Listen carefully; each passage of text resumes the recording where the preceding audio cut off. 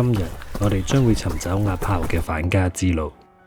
如果唔知邊個係阿炮，先 click 翻上邊或者描述欄嘅連結度睇翻上一集嘅故事先啦。上回講到阿炮喺水浪窩嘅出口一支箭咁樣走咗，所以我哋今次就直接坐車去水浪窩，開始今日嘅旅程。而目的地當然係阿炮嘅屋企張常啦。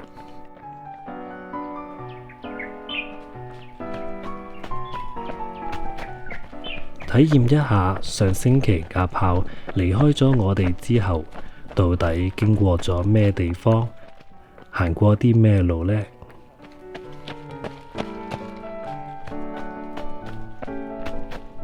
不過其實由水浪窩去張常都有唔止一條路嘅，所以其實我哋都唔確定阿炮行嘅路同我哋係咪一樣，只係方向啱就係啦。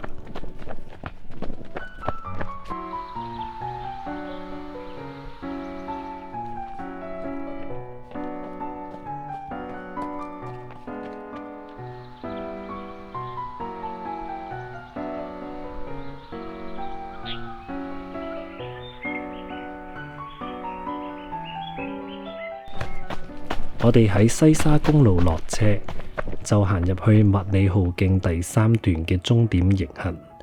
一開始就已經係無限嘅上斜，由開始70幾米高，直爬一條到達390米嘅坡。不過晨光灑落，加上醉人美景，算係無聲嘅慰藉。去到第一個山頂，大約只係行咗2公里多啲啫。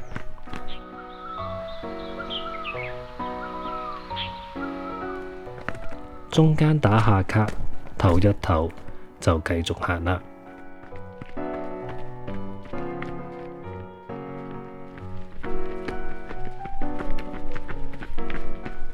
過咗第一個坡之後，稍斜轉為 rolling 路段。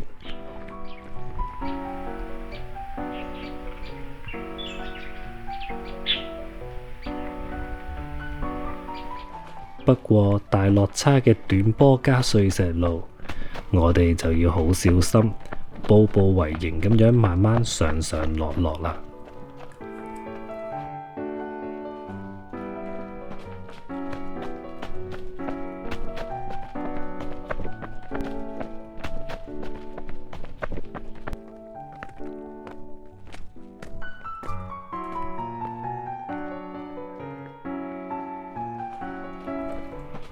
呢條路段靚嘅風景一個接一個，難怪阿炮都俾美景吸引到啦。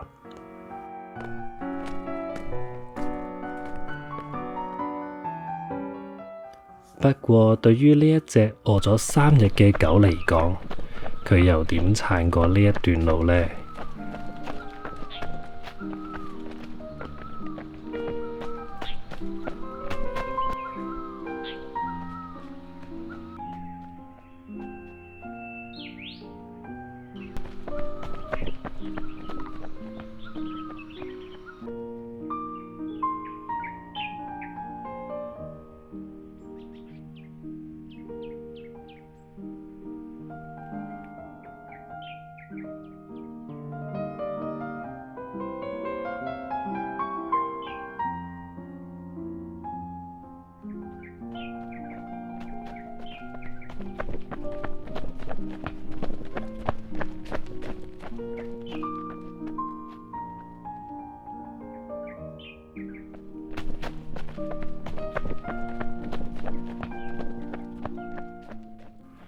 穿過3個山頭，我哋終於嚟到張常營地啦。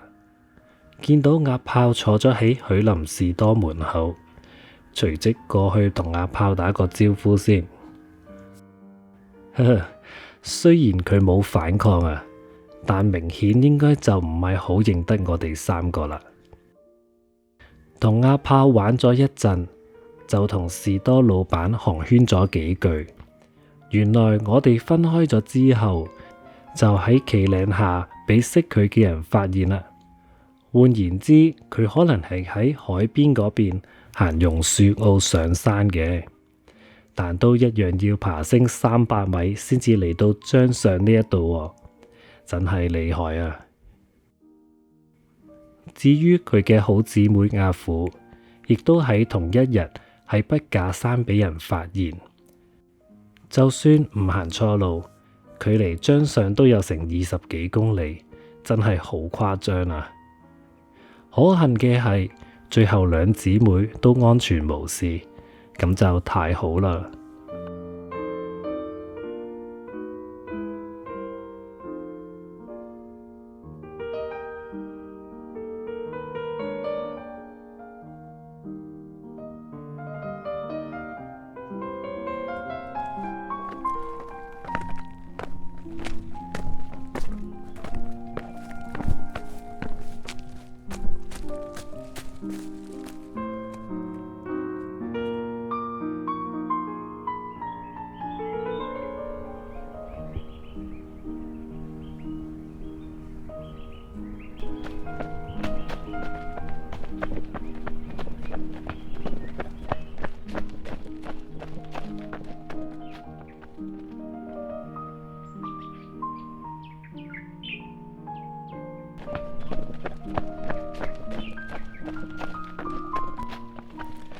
離開張相，我哋就向北潭坳方向走，再爬多一個100米左右嘅坡，就開始沿住筆直嘅樓梯落返北潭路啦。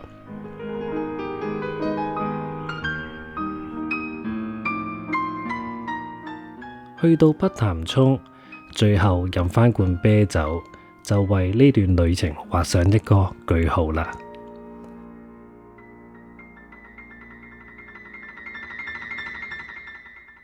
路途雖險，但有美景相伴。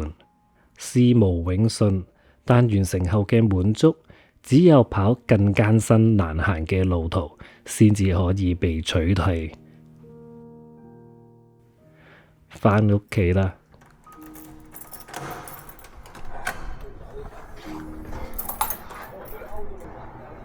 呢陣爸爸返到嚟啦，今日到呢度啦，拜拜。